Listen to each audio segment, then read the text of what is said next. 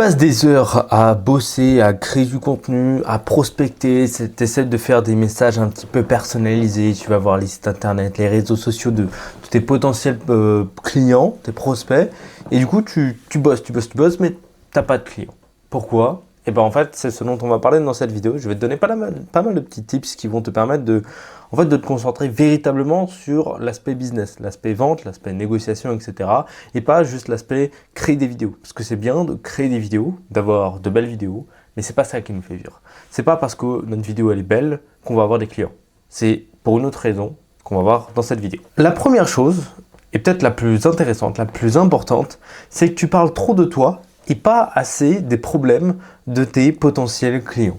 C'est-à-dire, tu arrives, tu dis, moi je m'appelle Hugo, je suis vidéaste, je suis créateur de contenu, je fais ci, je fais ça, je sais faire ça, voilà ce que j'ai déjà fait, voilà mes clients que j'ai eus, voilà je.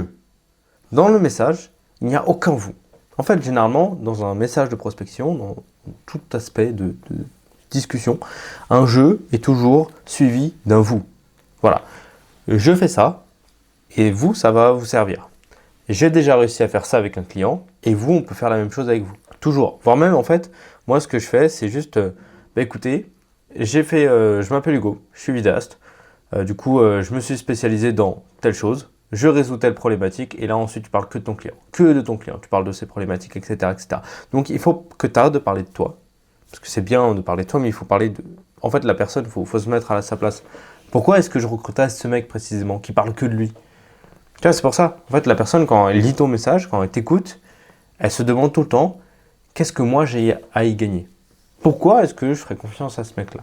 C'est ça qu'elle se pose tout de suite. Donc, il faut parler dans ce sens-là et pas dans le sens, oui, on crée de belles vidéos. Ça sert plus à rien maintenant. Deuxième chose, c'est que tu n'as pas une offre claire. En gros, tu fais de tout. Tu es un vidéaste et tu fais des vidéos. Super, mais on s'en fout. Il y a souvent un exemple que je reprends, c'est le garagiste Ferrari contre le garagiste un petit peu qui fait tout et n'importe quoi. Imagine que tu as une Ferrari. Elle est belle, elle est rouge, elle roule vite. Paf, le moteur il casse. Voilà, tu es au bord de la route, tu t'arrêtes, tu fais ton petit créneau, tu mets ton petit triangle. Ok, tu tournes la tête à droite, tu as un garagiste. Super, ta voiture est en panne, tu peux réparer ta voiture. Tu vas le voir, bonjour, voilà, moi j'ai une Ferrari. Est-ce que vous pouvez me la réparer? Le mec, il répare un peu tout. De la Renault, Peugeot, Ferrari, Lamborghini. Il répare un peu tout, même des trottinettes, des téléphones, il fait tout. Donc il dit, ouais, pas mal, je vois, ok, bah ça va vous coûter tant. 2000 € pour la réparation. Par contre, ça va vous prendre un peu plus de temps et c'est pas sûr que ça marche. Bon, ok. Tu sors du garagiste, tu vas voir de l'autre côté de la rue, il y a quoi? Un garage Ferrari. Ah bah ça tombe bien, t'as une Ferrari. Tu vas voir le mec, tu lui expliques ton problème, il dit, ah bah, je sais c'est quoi votre problème. C'est ça, je vais le résoudre en 10 secondes. Voilà, on fait une petite manip, ça va durer 2-3 minutes. Vous m'amenez votre voiture et dans 10 minutes, le temps que vous prenez un café, je vous ai réparé votre voiture. Ça va vous coûter 3000 €. C'est plus cher, mais la personne, elle sait directement ce que tu as. Elle sait comment résoudre ton problème et elle a des assurances. En fait, c'est sûr qu'elle va réussir à résoudre ton problème sur le long terme. C'est exactement pareil quand tu résous un problème d'un client. Si ton offre, elle est trop floue, les gens ils savent pas trop ce que tu fais, tu fais un peu de tout. Certes, tu vas avoir des clients de tout, mais tu peux pas avoir des clients premium. Tu peux pas faire payer cher, tu peux pas te spécialiser dans un domaine, donc tu peux pas vraiment vivre de cette passion-là. C'est pareil pour le message. Hein, si tu as un message, tu résous un problème et que tu changes toutes les 2 semaines pour te réorienter, etc., ça ne sert à rien. En fait, crée une offre, valide cette offre-là. Ça, c'est la deuxième étape, c'est valider cette offre-là. Comment on valide cette offre-là? En posant des questions. Voilà, tes potentiels clients, tu vas les rencontrer, tu leur envoies un message, tu passes des appels, tu leur demandes mais écoutez, j'aimerais bien résoudre ces problèmes-là. Est-ce que ce sont vraiment des problèmes que vous avez, vous, dans votre style d'entreprise? Si la réponse de la personne te dit oui, hop, tu crées une offre qui répond à cette problématique-là. Moi, j'ai travaillé avec 2 clients qui faisaient exactement la même chose et ils avaient exactement les mêmes problématiques. Donc, j'ai créé une offre qui répondait exactement à ces problématiques-là. Et ça, c'est une offre que je peux vendre plusieurs milliers d'euros, 2, 3, 4 000 € suivant les packs. Une autre erreur, ça peut être par exemple de produire du contenu, de créer du contenu sur les réseaux sociaux. Mais le problème de la majorité des vidéastes qui créent du contenu sur les réseaux sociaux, c'est qu'ils créent du contenu pour les vidéastes, c'est-à-dire du contenu créatif, du contenu matériel, alors que les clients en ont rien à faire. Ce qu'il faut comprendre, c'est quand tu crées du contenu, c'est qu'il doit être pensé et vu par tes clients qui s'intéressent à ce que tu racontes. Si par exemple tu es spécialisé dans le recrutement des entreprises de poids lourds, tu sais, des chauffeurs, etc. Ils sont en grand manque de recrutement en ce moment, donc tu peux te spécialiser là-dedans. Donc tu crées du contenu, pas pour montrer la dernière caméra que tu as, la lumière, etc., ça on s'en fout, mais pour montrer comment est-ce qu'on peut amener un chauffeur à intégrer telle ou telle entreprise. Et ça va intéresser tes clients, tes potentiels clients, parce que tu fais du contenu ciblé pour tes clients. Et là, tu vas avoir plus de résultats. Au lieu de parler de beaux matos, de belles vidéos, etc., ça s'adresse aux vidéastes, donc c'est pour les formateurs, vidéastes créatifs, belles vidéos et tout. C'est leur cible. Mais si toi, ta cible, c'est des chauffeurs, etc., adresse-toi à eux. Un autre problème, c'est que, ok, tu crées du contenu, tu as des résultats en termes de vues, etc., voire même tu prospectes beaucoup, mais tu n'as pas de résultats. Il y a une simple raison, c'est l'appel à l'action. En gros, tu crées du contenu, tu intéresses les gens. Les gens, ils sont hyper intéressés, ils suivent ta vidéo, etc. Tu as des résultats de fou en termes de vues. Mais personne va venir te parler, te dire, écoute, j'ai besoin de toi pour faire ci, écoute, j'ai besoin de toi pour faire ça, écoute, j'ai besoin d'un vidéaste, écoute, j'ai envie de faire ce truc-là. Pour la simple et bonne raison que tu n'en parles pas. Les gens, ils ne le savent pas. Alors, comment en parler? C'est ce qu'on appelle un appel à l'action. C'est à la fin de ta vidéo, tu dis, bah écoute, si tu as besoin de ça, donc la problématique, etc., j'ai fait ça pour toi.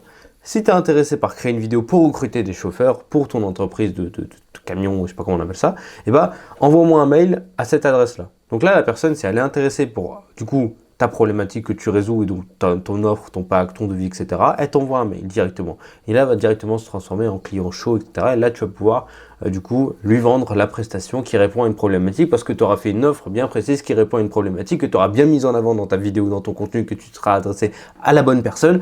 Et à la fin de cette vidéo, tu auras fait un bon call to action, un appel à l'action, grosso modo, sur une offre pour aller plus loin. Tu vois, tout ça, c'est un truc combiné qu'il faut faire. Une autre erreur, c'est à peu près la même, c'est grosso modo de parler à tout le monde.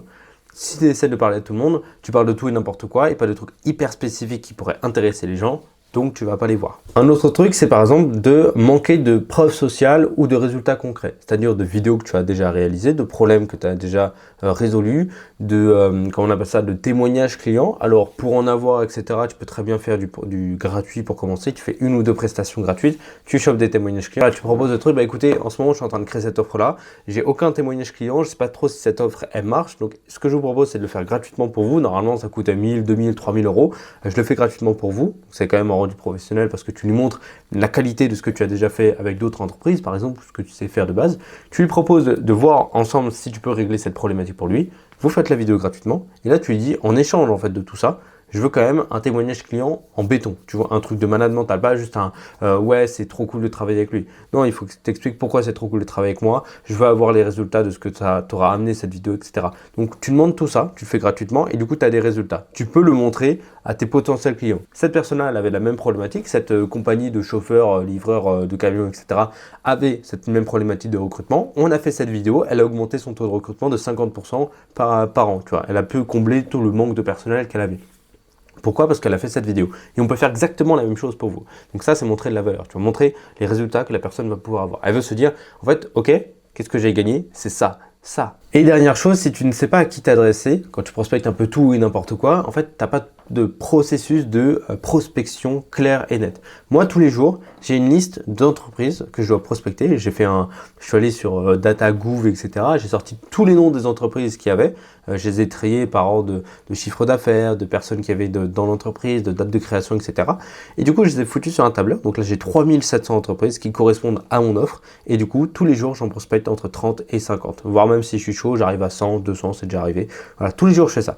Donc dans, 2-3 mois, j'ai les 3700 adresses mail différentes. Et là, j'aurais juste à les relancer de temps en temps pour du coup, toujours les prospecter parce que de temps en temps, en fait, ils répondent pas tout de suite, en fait. Donc ça, c'est normal. Donc il faut avoir cette liste d'emails, voilà, et l'écrire quelque part, une base clientèle à prospecter, et la prospecter encore et encore. Et faire ça tous les jours un petit peu de prospection, c'est hyper important. Donc voilà grosso modo comment on peut avoir de nouveaux clients. Alors évidemment, comment construire une offre, comment trouver cette problématique-là à résoudre, comment prospecter, etc. Ça, c'est des choses qui sont compliquées à faire. Et c'est pour ça que j'ai créé un programme complet qui s'appelle Vidéo à 4 chiffres. En fait, c'est une formation qui t'aide à créer une offre. Moi, j'ai créé une offre avec une base clientèle précise, une offre précise, et je te montre comment en fait toi tu peux créer ta propre offre, que tu peux vendre plusieurs milliers d'euros, 1000 euros, 2000 euros, 3000 euros suivant ton offre évidemment.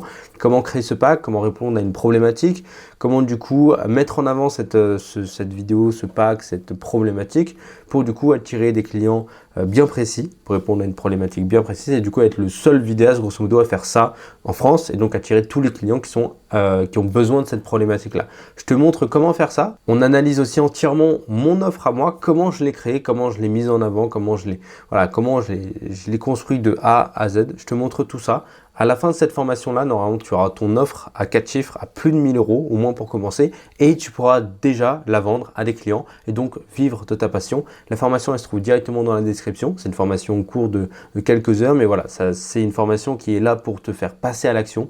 Et d'ici demain, après-demain, en fait, tu as déjà tout ce qu'il faut pour commencer à prospecter et vivre de ta passion. Ça se passe directement dans la description si ça t'intéresse. Et puis voilà, tu as encore plus de conseils et là, on rentre vraiment dans du concret.